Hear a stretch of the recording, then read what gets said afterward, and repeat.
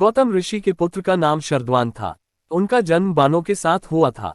उन्हें वेदाभ्यास में जरा भी रुचि नहीं थी और धनुर्विद्या से उन्हें अत्यधिक लगाव था। वे धनुर्विद्या में इतने निपुण हो गए कि देवराज इंद्र उनसे भयभीत रहने लगे। इंद्र ने उन्हें साधना से डिगाने के लिए नामपदी नामक एक देवकन्या को उनके पास भेज दिया।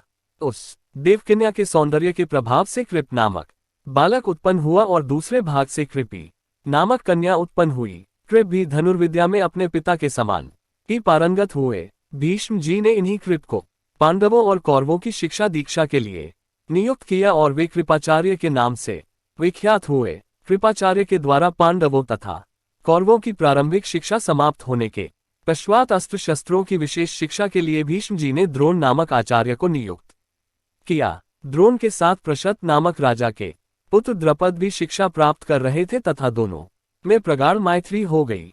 उन्हीं दिनों परशुराम अपनी समस्त संपत्ति को ब्राह्मणों में दान करके महेंद्राचल पर्वत पर तप कर रहे थे।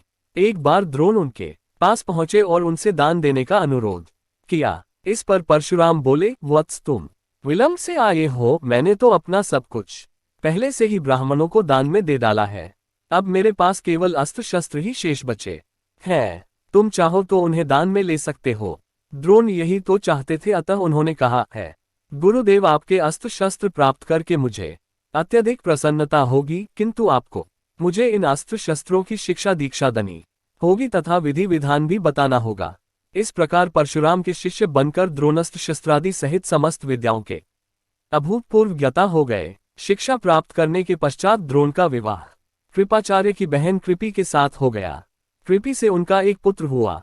उनके उस पुत्र के मुख से जन्म के समय अश्व की ध्वनि निकली, इसलिए उसका नाम अश्वत्थामा रखा गया। किसी प्रकार का राजाश्रय प्राप्त न होने के कारण द्रोण अपनी पत्नी कृपी तथा पुत्र अश्वत्थामा के साथ निर्धनता के साथ रह रहे थे। एक दिन उनका पुत्र अश्वत्थामा दूध पीने के लिए मचल उठा, किंतु अपनी निर्धनता के कारण द्रोण पुत्र के लिए गाय के दूध की व्यवस्था न कर सके। अकस्मात उन्हें अपने बाल्यकाल के मित्र राजा द्रुपद का स्मरण हो आया, जो कि पांचाल देश के नरेश बन चुके थे। द्रोण ने द्रुपद के पास जाकर कहा, मित्र, मैं तुम्हारा सहपाठी रह चुका हूँ। मुझे दूध के लिए एक गाय की आवश्यकता है और तुमसे सहायता प्राप्त करने की अभिलाषा लेकर मैं तुम्हारे पास आया हूँ। इस पर द्रुपद अपनी पुरानी मित्रता को भूलकर तथा स्वयं के नरेश होने के अहंकार के वश में आकर द्रोण पर बिगड़ उठे और कहा, तुम्हें मुझको अपना मित्र बताते हुए लज्जा नहीं आती? मित्रता केवल समान वर्ग के लोगों में होती है, तुम जैसे निर्धन और मुझ जैसे राजा में नहीं। अपमानित होकर द्रोण वहां से लौट आए और कृपाचार्य के घर गुप्त रूप से रहने लगे। एक दिन युधिष्ठिर आदि राजकुमार जब गेंद खेल रहे थे तो उनकी गेंद एक कुएं में जा गिरी। उधर से गुजरते हुए द्रोण से राजकुमारों ने गेंद को कुएं से निकालने लिए सहायता मांगी। द्रोण ने कहा, यदि तुम लोग मेरे तथा मेरे परिवार के लिए भोजन का प्रबंध करो तो मैं तुम्हारा गेंद निकाल दूंगा।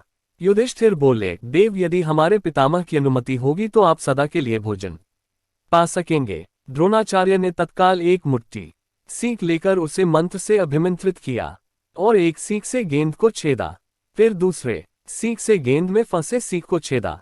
इस प्रकार सीख से सीख को छेदते हुए गेंद को कुएं से निकाल दिया। इस अद्भुत प्रयोग के विषय में तथा द्रोण के समस्त विषयों में प्रकांड पंडित होने के विषय में ज्ञात होने पर भीष्म पितामह ने उन्हें राजकुमारों के उच्च शिक्षा के नियुक्त कर राजाश्रय में ले लिया और वे द्रोणाचार्य के नाम से विख्यात हुए।